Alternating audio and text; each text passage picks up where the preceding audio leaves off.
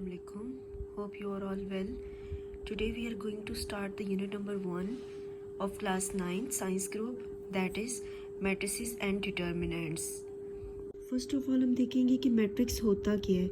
ये एक rectangular array होता है रियल नंबर्स का, जिसको हम ब्रैकेट्स के अंदर लिखते हैं इस तरीके से। लाइक हमारे पास 1 3 4 7 ये नंबर्स हैं और हम इसको इस तरीके से रेक्टेंगुलर एरे की फॉर्म में लिखेंगे और देन हम उसके साइड्स पे ब्रैकेट लगा देंगे, तो ये हमारे पास एक मैट्रिक्स बन जाएगा।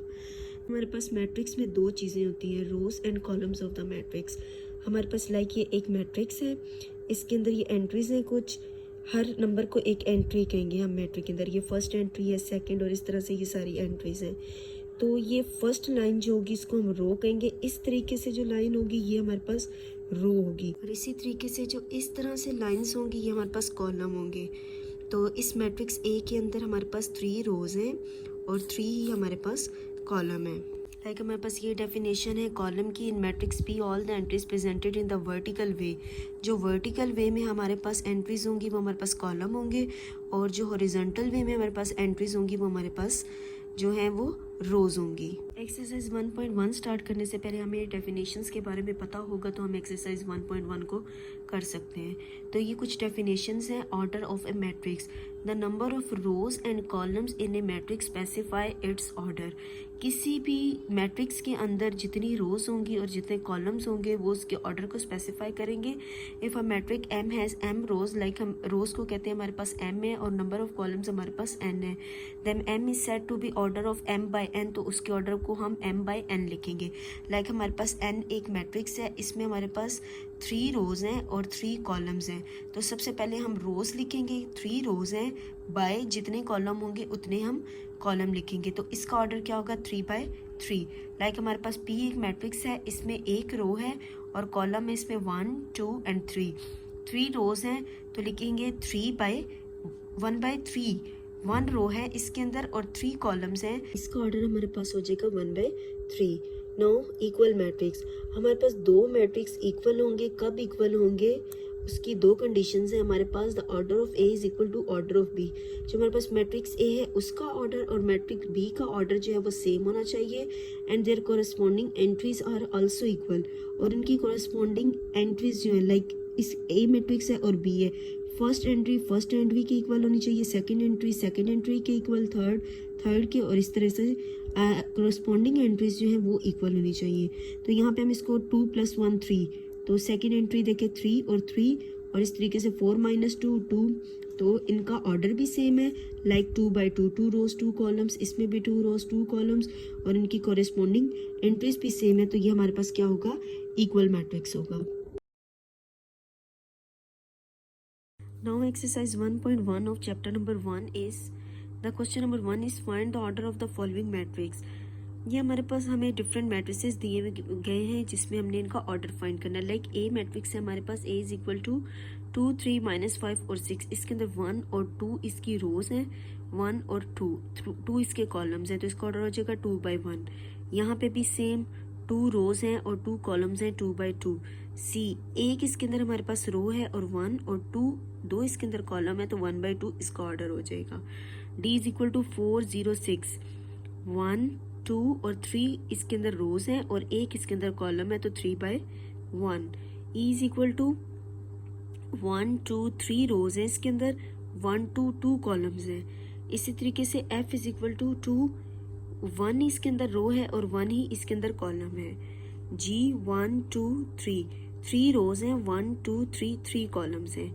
एच 2 रोज हैं, 1 2 3 कॉलम्स हैं, तो 2/3 इसका ऑर्डर हो गया। Question number 2 is which of the following matrices are equal. कौन कौन से मैट्रिसेस इक्वल हैं।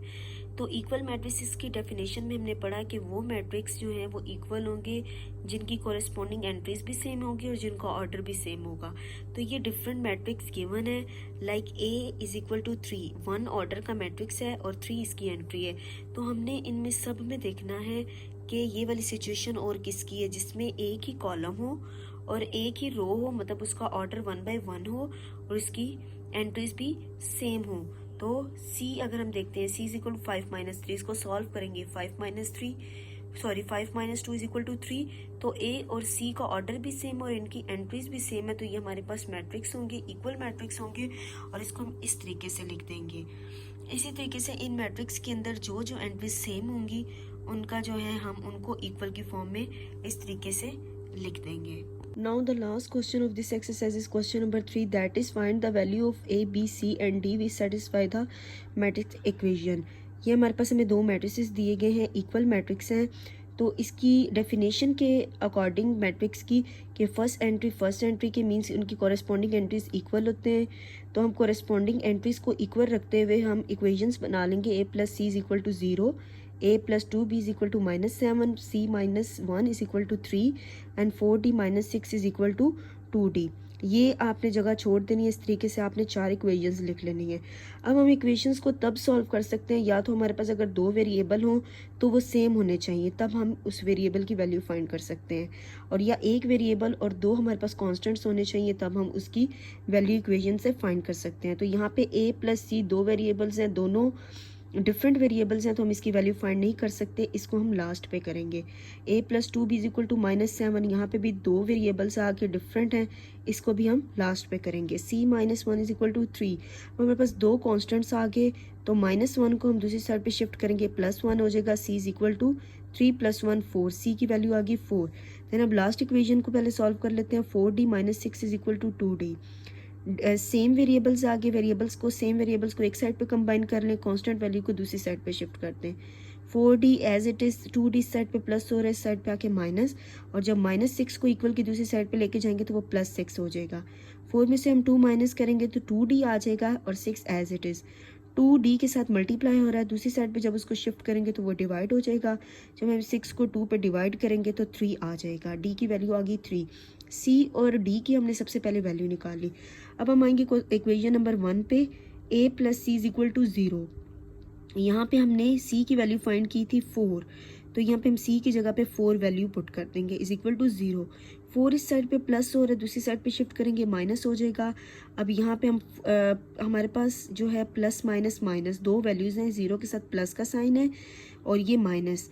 4 में से 0 माइनस करेंगे, 4 बड़ी वैल्यू के साथ ग्रेटेस्ट वैल्यू का साइन हमेशा हम देखते हैं, उसके साथ पॉजिटिव होगा तो हम पॉजिटिव लगाते हैं, माइनस होगा तो माइनस लगाते हैं। अब हम इसके साथ हमारे पास नेगेटिव है तो हम नेगेटिव लगाएंगे।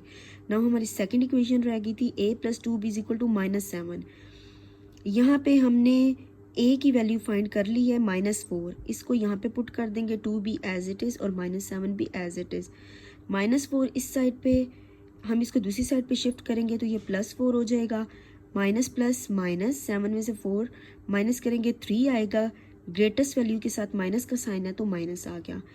2 जो है B के साथ मल्टीप्लाई हो रहा है, हमें सिंपल B की वैल्यू चाहिए, तो 2 को जब हम दूसरी साइड पे शिफ्ट करेंगे तो वो डिवाइड हो जाए। इस तरह से हमारी एक्सरसाइज 1.1 कंप्लीट हो गई है। तो इस एक्सरसाइज को अच्छे तरीके से समझने के लिए आपको डेफिनेशंस आना ज़रूरी हैं। मेरा यूट्यूब चैनल सब्सक्राइब करिए ताकि इस तरह की वीडियोस आपके पास आते रहें। बेल आइकन को भी प्रेस कर दें, और ताकि जब भी कोई नई वीडियो अपलोड हो तो आपको उसका नोटिफिकेशन आ जाए। Thank you.